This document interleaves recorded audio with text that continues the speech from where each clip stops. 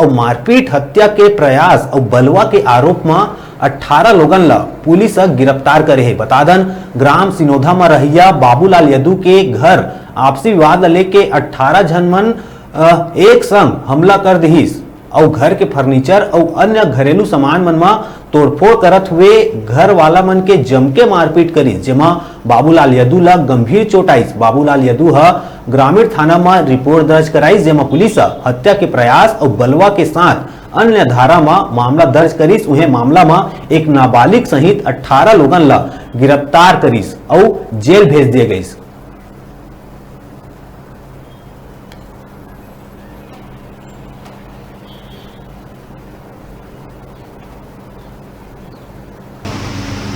प्रार्थी बाबूराम यदू निवासी सिनोधा के द्वारा प्रकरण में 18 नामजद आरोपी सुदामा घृतलहरे एवं अन्य के खिलाफ रिपोर्ट दर्ज कराया गया था कि दिनांक 9/4/2021 को आरोपीगण एक राय होकर हत्या करने की नीयत से इनके घर में घुसकर घर के सामग्री तोड़फोड़ किए थे और हत्या कारित करने की नीयत से इनके ऊपर चाकू, डंडा और लाठी से वार किए थे, प्राणघातक चोट पहुँचाए थे। मृत समझ कर उसे छोड़कर वापस चले गए थे।